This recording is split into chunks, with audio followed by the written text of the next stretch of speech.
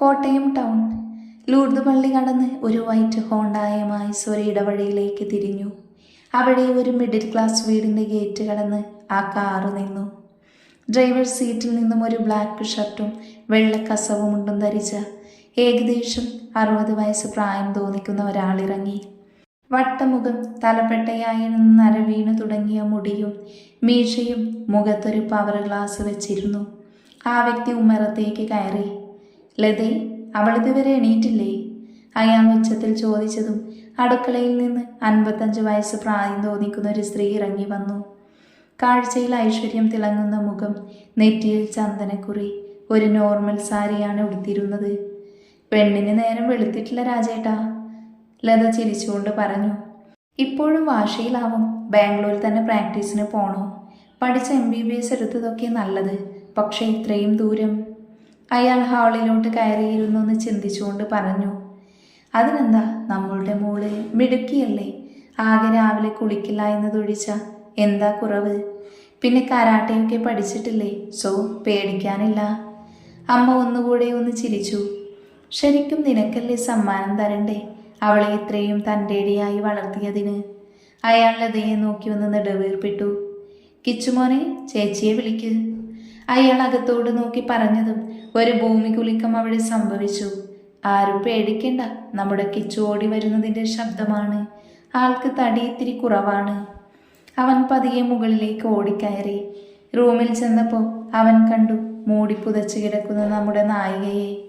അവൻ അവളുടെ നടുനോക്കി ഒരു ചവിട്ട് കൊടുത്തു. ദേ കിടക്കുന്നു നമ്മുടെ നായിക താഴെ. പക്ഷെ അവൾ ഒച്ച വെച്ചില്ല. പകരം തൻ്റെ തലവഴി മൂടിയ പുതപ്പെടുത്ത് മാറ്റി. തൻ്റെ മുഖത്തിൻ്റെ ഇരുവശത്തായി കിടന്നിരുന്ന മുടി പിന്നിലേക്ക് ഒതുക്കി കണ്ണുകൾ തിരുമ്മി അവൾ കിച്ചുവിനെ നോക്കി. ഏയ് തമിഴ് പയ്യൻ, ഇതൊക്കെ ഈ നന്ദനയ്ക്ക് വെറും ഗ്രാസാണ്, ഗ്രാസ്. അവൾ തൻ്റെ കണ്ണിലേക്ക് വീണ മുടി ഊതിക്കൊണ്ട് പറഞ്ഞു. ദേ ഷോ ഇറക്കണ്ട, താഴേക്ക് വാ, അച്ഛൻ വിളിക്കുന്നുണ്ട്. അവൻ ഇത്തിരി ഗൗരവത്തിൽ തന്നെ പറഞ്ഞു. പോടെ, ഞാൻ ലേറ്റാ വന്നാലും ലേറ്റസ്റ്റാ വരും. അവൾ കയ്യിലെ വള ചുരുട്ടിക്കൊണ്ട് പറഞ്ഞു. അവൻ പോയതും അവൾ പതിയെ എഴുന്നേറ്റു. കാലിൻ്റെ ഒടുക്കത്തെ ചവിട്ട്, എന്നാ വേദനയാ, അവൾ നടുവിൽ തടവിക്കൊണ്ട് പറഞ്ഞു. അവൾ പെട്ടെന്ന് കണ്ണാടിയിലേക്ക് നോക്കി. ഷോ, ഞാനൊരു സംഭവമാവോ? എന്നെ ഗ്ലാമറാ, ഇതുപോലത്തെ കണ്ണും മുടിയുമുള്ള വേറെ ആരാ ഉള്ളത്? അവൾ തൻ്റെ പ്രതിബിംബം നോക്കിക്കൊണ്ട് സ്വയം പറഞ്ഞു. അവളുടെ കണ്ണുകൾ അവിടെ തൂക്കിയിട്ടിരുന്ന കലണ്ടറിലേക്ക് ഉടക്കി. മെയ് മാസം. ഈ മെയ് 6 ആണെന്നല്ലേ ഈ ഞാൻ ജനിച്ചത്? ആ, ദേശാഭിമാനിക്കാരെ വിളിച്ചു പറയണം അടുത്ത വർഷം അടിക്കുന്ന കലണ്ടറിൽ മെയ് 6 അവധി കൊടുക്കാൻ. ഒന്നുമില്ലേലും ഞാനൊരു സംഭവമല്ലേ. അവൾ പതിയെ ചിരിച്ചുകൊണ്ട് ബാത്റൂമിലേക്ക് നടന്നു. ബ്രഷ് ചെയ്ത് കഴിഞ്ഞ് പുറത്തേക്കിറങ്ങി. ഡോക്ടറായെന്ന് കരുതി കുളിക്കണോ? ഏയ് വേണ്ട. അങ്ങനെ വലിയ പദവി കിട്ടുമ്പോൾ വന്ന വഴി മറക്കുന്നത് ശരിയല്ല. നമുക്ക് സ്പ്രേ വെച്ച് അഡ്ജസ്റ്റ് ചെയ്യാം. അവൾ വസ്ത്രം മാറി സ്പ്രേ അടിച്ച് താഴേക്കോടി. അച്ഛ വിളിച്ചു എന്ന് പറഞ്ഞു. അവൾ വിനയ കുലീനയായി പറഞ്ഞു. നിനക്കപ്പോൾ ബാംഗ്ലൂർ പോയി പഠിക്കണം. ശരി, ഞാൻ സമ്മതിച്ചു. പക്ഷെ ഒരു കാര്യം, ഇഷ്ടമുള്ള ആളെ സെലക്ട് ചെയ്യാൻ സ്വാതന്ത്ര്യം തന്നു എന്ന് കരുതി ആ പൗപ്പനെ ഒന്നും കൊണ്ട് വരരുത് കേട്ടോ.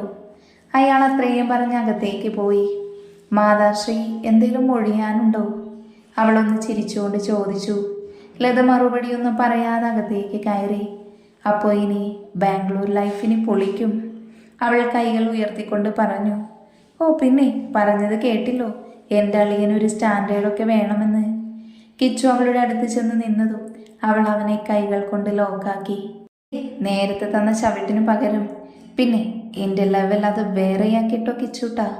അതിന് പറ്റിയൊരു മാസ അവതാരം അവിടെ ഉണ്ടാവും.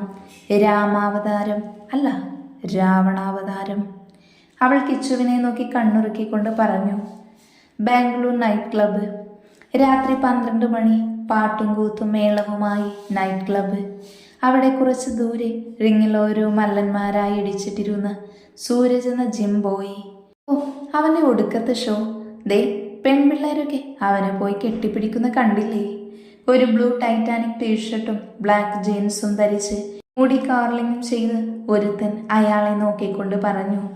വിടടാ വിക്കി അവനെ, നീ കണ്ടില്ലേ എന്താ ഗ്ലാമറാ. പിന്നെ പോരാത്തതിന് 6 പാക്കും. പെൺപിള്ളേരെ കുറ്റം പറയാൻ പറ്റുമോ? അപ്പുറത്തു നിന്നവൻ അവൻ്റെ തോളിൽ തട്ടിക്കൊണ്ട് പറഞ്ഞു. ഓ പിന്നെ, ഇവൻ എന്നെയൊക്കെ പറയിപ്പിക്കാൻ പറ്റിയ ഒരുത്തനുണ്ടടാ, എൻ്റെ മഹി. അവൻ രാവണനാ. ഇവനെയൊക്കെ പുഷ്പം പോലെ ഇടിച്ചു മലർത്തും. ധൃതി ഇപ്പൊ വിളിച്ച ഇപ്പൊ വരും എൻ്റെ ചങ്ക്. ഒരു പെഗ് കൂടി ഒഴിക്കടാ. അവൻ ഗ്ലാസ് ടേബിളിലേക്ക് വെച്ച് തിരിഞ്ഞതും അവൻ്റെ മുന്നിൽ സൂരജ്. ഹായ്, ഇതാരാ? തച്ചോളി ഒതയന്നോ? എവിടെ തമ്പ്ര? വാളും പരിചയവും? വിക്കി കളിയാക്കിക്കൊണ്ട് ചോദിച്ചു. യു റാസ്കൽ, നീ എന്താടാ പറഞ്ഞേ? മഹി വന്ന് ഞാൻ തോൽക്കുമെന്നോ? വരാൻ പറയേ. പിന്നെ മുട്ടി നോക്കാൻ ധൈര്യം ഉണ്ടെങ്കിൽ മാത്രം. സൂരജ് വിക്കിയുടെ ബനിയനിൽ പിടിച്ചുകൊണ്ട് പറഞ്ഞു. ഛേ, ഇപ്പോൾ ഇത്രയും രാത്രിയായില്ലേ? ഇനിയിപ്പോൾ മുട്ടൊന്നും തോന്നണില്ല. രാവിലെ ഒരു ഗ്ലാസ് ചായ കുടിച്ചാൽ എല്ലാം സെറ്റ്. പിന്നെ പറമ്പ് നോക്കിയാൽ മതി. വിക്കി വീണ്ടും വാപൊത്തി ചിരിക്കാൻ തുടങ്ങി. സൂരജിന് അരിശം കയറി വന്നു. അവൻ തൻ്റെ ബലിഷ്ഠമായ കൈകൊണ്ട് വിക്കിയുടെ മുഖത്തേക്കടിച്ചു. ഇത് കണ്ട് കൂടെ നിന്നവൻ ഫോണെടുത്ത് മഹി എന്ന് എഴുതിയ കോണ്ടാക്റ്റിലേക്ക് ഡയൽ ചെയ്തു. ആർഭാടത്തിൻ്റെ അവസാന വാക്കായ കോവിലകം പാലസിലെ ഒരു പ്രൈവറ്റ് ബെഡ്റൂമിൽ ഫോൺ റിംഗ് ചെയ്തു. പതിയെ ആ രൂപം ആ ടേബിളിനടുത്തേക്ക് നടന്നു വന്നു. ഫോൺ അറ്റൻഡ് ചെയ്തു. ഫോണിലൂടെ അവിടെ നടക്കുന്ന എല്ലാ സംഭവങ്ങളും അയാൾ കേട്ടു. അയാൾ ഫോൺ കട്ട് ചെയ്ത് തൻ്റെ പേഴ്സണൽ ഡ്രസ്സിംഗ് റൂമിൽ കയറി അവിടെ തൂക്കിയിട്ടിരുന്ന ജാക്കറ്റുകളിൽ ഒന്നിന്ന് ഹൂഡി ജാക്കറ്റ് എടുത്തിട്ടു. എന്നിട്ട് താഴേക്ക് നടന്നു. ആ പാലസിൻ്റെ പോർച്ചിൽ നിന്നും ബ്ലൂ കാറ് കണ്ണുകൾ അഗ്നിപോൽ തെളിയിച്ചുകൊണ്ട് പുറത്തേക്ക് പാഞ്ഞു. ആ കാറ് ബാംഗ്ലൂർ ഹൈവേയിലൂടെ ഒരു യാഗുഷം പോലെ പാഞ്ഞു. എവിടെടാ നിൻ്റെയൊക്കെ മഹി? അവൻ വലിയ ബിസിനസ്മാനൊക്കെ ആവും. പക്ഷേ ഇവിടെ പണം കൊണ്ടല്ല, കൈകരുത്തുകൊണ്ടാ ജയിക്കേണ്ടേ. അത് അവനെ കൊണ്ട് സാധിക്കുമെങ്കിൽ വരാൻ പറയേ. സൂരജ് അഹങ്കാരത്തോടെ വിക്കിയെ വെല്ലുവിളിച്ചു. അവൻ ഇപ്പൊ തന്നെ എത്തും, നോക്കിക്കോ. അവൻ എത്തിയാ പിന്നെ നിനക്കൊന്നും റോളില്ല മോനെ. അവൻ്റെ ഒരിടിക്ക് വീഴും നീ. അവൻ തൻ്റെ ടീഷർട്ടിൽ അമർന്ന സൂരജിൻ്റെ കൈ തട്ടിമാറ്റിക്കൊണ്ട് പറഞ്ഞു. ഇതേ സമയം റോഡ് കടന്ന് ക്ലബിൻ്റെ പോർച്ചിലേക്ക് ആ മസ്താൻ കാർ പാഞ്ഞു കയറി. അവിടെ കൂടി നിന്നവരെല്ലാം അങ്ങോട്ട് തന്നെ നോക്കി നിന്നു. രാവണൻ എത്തി മോനെ, വിക്കി സൂരജിനെ നോക്കി പറഞ്ഞു. ആ കാറിൻ്റെ ഡോറ് തുറന്നു. ജിമ്മിച്ചു ഷൂസ് ധരിച്ച കാലുകൾ ആ ഭൂമിയിൽ പതിച്ചു. ബ്ലാക്ക് ഹൂഡി ജാക്കറ്റും ലേവിസ് ജീൻസും ധരിച്ച് മുടിയും താടിയും നീട്ടി വളർത്തിയ ഒരാറര രൂപം പുറത്തേക്കിറങ്ങി. നീട്ടി വളർത്തിയ മുടി പകുതി പിന്നിക്കെട്ടി വെച്ചിരിക്കുന്നു. ബാക്കി 2 ഭാഗത്തായി ഇട്ടിരിക്കുന്നു. ആ നീലക്കണ്ണുകൾ അവിടെ നിന്ന് പെൺകുട്ടികളെയെല്ലാം അവനിലേക്ക് ആകർഷിച്ചു. അവനൊരു ചിരി മാത്രം നൽകിക്കൊണ്ട് സൂരജിനടുത്തേക്ക് നടന്നു. Welcome mister Mahendravarma, the owner of Kovilakam group. Mahi, ഇത് ബിസിനസ് അല്ല, ഫൈറ്റാണ്. ഇവിടെ നിന്റെ 10 തലയുടെ ബുദ്ധി പോരാ, ശക്തി വേണം. സൂരജ് ചിരിച്ചുകൊണ്ടൊന്ന് മഹിയെ ആക്കി പറഞ്ഞു. മുംബൈയിലും ഗോവയിലുമെല്ലാം ഞാൻ ഭീഷണിയെ നേരിട്ടത് 10 തലയുടെ ബുദ്ധി കൊണ്ടല്ല, പകരം അതെ രാവണന്റെ ശക്തി കൊണ്ട്. നിനക്കത് അറിയണമെന്നുണ്ടോ? മഹി ഒരു കണ്ണിറുക്കി അടച്ച് സൂരജിനെ ഒന്ന് അളന്നു നോക്കിക്കൊണ്ട് ചോദിച്ചു. Yes, let's fix A match.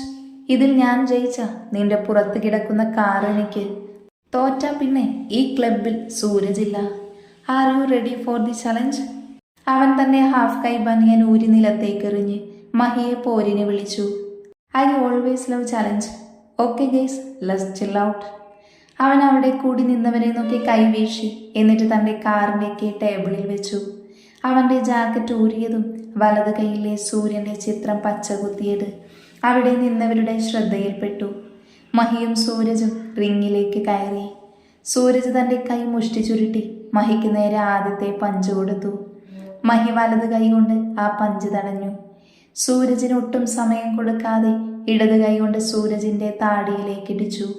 Sooraj പിന്നിലേക്ക് വീണു. മച്ച, അവനെ തീർക്കടാ, വിക്കി ആർപ്പ് വിളിച്ചു. സൂരജ് തലയൊന്ന് കറക്കി എന്നിട്ട് മുന്നോട്ട് നോക്കി. അവൻ പതിയെ എഴുന്നേറ്റ് മഹിക്ക് നേരെ ഓടി. മഹി ഒഴിഞ്ഞു മാറി അവനെ പുറംകാൽ കൊണ്ട് ചവിട്ടി. സൂരജ് റിങ്ങിലേക്ക് ചെരിഞ്ഞതും മഹി റിങ്ങിനു മറുവശത്തു കൂടി അവൻ്റെ മുഖത്തേക്ക് ആഞ്ഞൊരു പഞ്ച് കൊടുത്തു. സൂരജ് പെട്ടെന്ന് തളർന്നു വീണു. 10 വരെ കൗണ്ട് ചെയ്ത് സൂരജിനെ എണീക്കാൻ കഴിഞ്ഞില്ല. മഹി അവിടെ കൂടി നിന്ന് കാണികളെ നോക്കി കൈകൾ വീശി. സൂരജ് അമിതമായ ആത്മവിശ്വാസം അവസാനം പരാജയത്തിലേക്ക് എത്തിക്കൂ. നമുക്ക് കഴിവുകൾ ഉണ്ടാവും, എന്നാൽ നമ്മളെക്കാൾ വലിയവരായി ആരുമില്ല എന്ന് കരുതരുത്. അങ്ങനെ കരുതി ആരോടും ഏറ്റുമുട്ടാൻ ചെന്ന വീണ് കിടക്കും. ഇങ്ങനെ പലയിടത്തും പലതവണ. മഹി തൻ്റെ നീലക്കണ്ണുകൾ ഇറുക്കി അടച്ചു തുറന്ന് ഒന്ന് ചിരിച്ചുകൊണ്ട് അവനെ നോക്കി പറഞ്ഞു, ഇതാണടാ ഞങ്ങളുടെ മഹി, ഞങ്ങളുടെ രാവണൻ.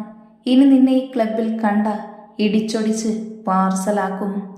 വിക്കി ആവേശത്തോടെ സൂരജിനെ നോക്കി ചിരിച്ചുകൊണ്ട് പറഞ്ഞു. എല്ലാവരും മഹിയെ അഭിനന്ദിച്ചു. അവൻ നടന്നു പോകുന്നത് പകയോടെ സൂരജ് നോക്കി നിന്നു. ഇതേ സമയം ബാംഗ്ലൂർ റെയിൽവേ സ്റ്റേഷൻ. ട്രെയിനിൽ നിന്നും നന്ദന ചാടിയിറങ്ങി. ഒരു ബ്ലാക്ക് കുർത്തിയും പാൻസുമാണ് ധരിച്ചിരുന്നത്. ഓ, അങ്ങനെ എല്ലാ ചങ്ങലകളും പൊട്ടിച്ചെറിഞ്ഞ് ഞാൻ എൻ്റെ സ്വപ്ന നഗരത്തിലെത്തി. ഓ, എന്നാ ഒരു സ്ഥലവാ. അവൾ കുറച്ചു നേരം അങ്ങനെ അങ്ങോട്ട് നോക്കി നിന്നു. ഈ താഴ്വനെ കാണാനില്ലല്ലോ. ഇവിടെ വരാമെന്ന് പറഞ്ഞിട്ട് ഈ കുരങ്ങിത് എവിടെ പോയി കിടക്കുവാ ആവോ. അവൾ ഫോണെടുത്ത് ഡയൽ ചെയ്തുകൊണ്ട് പറഞ്ഞു. പെട്ടെന്ന് അവളുടെ തലക്കൊരു കൊട്ട് കിട്ടി. ഏയ് കുരങ്ങി. അവൾ പിന്നിലേക്ക് നോക്കിയതൊരു ബ്ലൂ ചുരിദാറും പാൻസും ധരിച്ച് നല്ല ആക്കിയ ചിരിയോടെ മുന്നിൽ നിൽക്കുന്ന അവളുടെ താടു. താടു. അവർ പരസ്പരം കെട്ടിപ്പിടിച്ചു. ഓ, അവസാനം എൻ്റെ കാന്താരി ഇങ്ങോട്ട് തന്നെ എത്തിയല്ലേ, അവൾ ചിരിച്ചുകൊണ്ട് പറഞ്ഞു. പിന്നല്ലാതെ, ഇങ്ങോട്ട് വരാൻ പെർമിഷന് വേണ്ടി ഉപ്പ് സത്യാഗ്രഹം നടത്തേണ്ടി വന്നു, അവൾ ചിരിച്ചുകൊണ്ട് പറഞ്ഞു. ഉപ്പ് സത്യാഗ്രഹവും? അതെങ്ങനെ കാന്താരി? താടു തലചൊറിഞ്ഞോട് ചോദിച്ചു. സിമ്പിൾ. അമ്മയുണ്ടാക്കുന്ന എല്ലാ കറിയിലും കുറേ ഉപ്പ് അങ്ങോട്ട് വാരിയിട്ടു. അവസാനം തടി രക്ഷിക്കാൻ അവർ എന്നെ ഇങ്ങോട്ട് വിട്ടു. നന്ദൂന്ന സുമ്മാവാ, അവൾ തൻ്റെ മുടി ഒരു വശത്തേക്ക് നീക്കിക്കൊണ്ട് പറഞ്ഞു. സമ്മതിച്ചു നിന്നെ, നീ വാ. അവർ രണ്ടുപേരും താടുവിൻ്റെ സ്കൂട്ടറിൽ കയറി അവിടെ നിന്നും പോയി. താടു, ഇതെല്ലാം വീടാടി, അടിപൊളിയാണല്ലോ, അവൾ കോവിലകം പാലസ് നോക്കി പറഞ്ഞു. അതിവിടുത്തെ ഏതോ വലിയ പുള്ളിയുടെ വീടാ. ഹോ, ഭാഗ്യാണ് മോളെ, ഭാഗ്യം. ഇതൊക്കെയാണ് ജീവിതം, അവൾ നന്ദുവിനെ നോക്കി പറഞ്ഞു. അവരുടെ ശ്രദ്ധ ഒരു നിമിഷം തെറ്റിയതും കോവിലകം പാലസിൻ്റെ കവാടം കടന്നു വന്ന ബ്ലാക്ക് ലംബോർഗിനിയിലേക്ക് അവരുടെ സ്കൂട്ടർ തട്ടി. എടി, പണി പാളിയെന്നാ തോന്നണേ, താടു തലയിൽ കൈവച്ചു. ഒന്ന് പോയി, നീ ഇപ്പം കണ്ടോ നന്ദൂസ് ഷോ. അവൾ സ്കൂട്ടറിൽ നിന്നിറങ്ങി ആ കാറിനടുത്തേക്ക് ചെന്നു. ഹേയ്, ഹലോ മിസ്റ്റർ, തൻ്റെ മുഖത്തെന്താ കണ്ണില്ലേ? കാറിൽ നിന്ന് പുറത്തേക്ക് ഇറങ്ങണം, അവൾ കാറിൻ്റെ ഗ്ലാസ്സിൽ തട്ടി. പതിയാൻ ഡോറ് തുറന്ന് ബ്ലാക്ക് കോട്ടും സ്യൂട്ടും ധരിച്ച് മഹി ഇറങ്ങി. ഓ, വലിയ വേഷമൊക്കെ ആണല്ലോ. ക്യാഷ് കൊടുത്ത് ഇതുപോലെ വലിയ വണ്ടി വാങ്ങിയാൽ മാത്രം പോരാ, മര്യാദയ്ക്ക് ഓടിക്കണം. കണ്ടോ, ഞങ്ങളുടെ വണ്ടിയുടെ പെയിൻറ് പോയി. അവൾ പെട്ടെന്ന് കയർത്തതും മഹിക്ക് ദേഷ്യം വന്നു. പ, നിർത്തടി. എൻ്റെ വണ്ടിയിൽ കൊണ്ടുവന്ന് ഇടിച്ചിട്ട് എന്നെ മര്യാദ പഠിപ്പിക്കുന്നു. ഇത് നിങ്ങളുടെ തുക്കട വണ്ടിയല്ല, കോടികൾ വിലയുണ്ട്. തോന്നിവാസം കാണിച്ചിട്ട് മെക്കെട്ട് കയറാൻ വന്നേക്കാം, പീറ പെണ്ണ്. അവൻ അത് പറഞ്ഞതും നന്ദനയ്ക്ക് വാശി കൂടി. ഓ, പിന്നെ ഒന്ന് നിർത്തടോ. ഇയാളിപ്പോ ഞങ്ങൾക്ക് നഷ്ടപരിഹാരം തരണം, ഇല്ലെങ്കിൽ ഇത് ഞങ്ങൾ കേസാക്കും, നോക്കിക്കോ. അവൾ അത് പറഞ്ഞതും മഹിയൊന്ന് ചിരിച്ചു. അങ്ങനെയെങ്കിൽ കേസാക്കാം, നമുക്ക് നോക്കാം ആരാ പെടുന്നേന്ന്. അവൻ അത് പറയുന്നത് കേട്ട് താടു ആകെ വിയർത്തു. സർ പ്ലീസ്, അവളിവിടെ ആദ്യമാ, സാറിനെ പറ്റി അറിയില്ല, സോറി, ഞങ്ങൾക്ക് മിസ്റ്റേക്ക് പറ്റിയതാ, താടു അയാളോട് വിനീതമായി പറഞ്ഞു. ഓക്കെ, താൻ ഇത്രയൊക്കെ പറഞ്ഞ സ്ഥിതിക്ക് പോയിക്കോ. പിന്നെ പെൺകുട്ടികൾക്ക് ഇത്രയും നാവ് നല്ലതല്ല. അവൻ അത് പറഞ്ഞതും നന്ദൻ എന്തോ പറയാൻ തുടങ്ങി. പക്ഷേ താടു അവളെ തടഞ്ഞു നിർത്തി. അവർ വണ്ടിയെടുത്ത് മുന്നോട്ട് പോയി. പോകുന്ന സമയം അവൾ മഹിയെ തുറിച്ചു നോക്കി. അവൾ പോയി കഴിഞ്ഞതും മഹി ഒരു ചെറിയ പുഞ്ചിരിയോടെ അവളെ ഒന്ന് തിരിഞ്ഞു നോക്കി.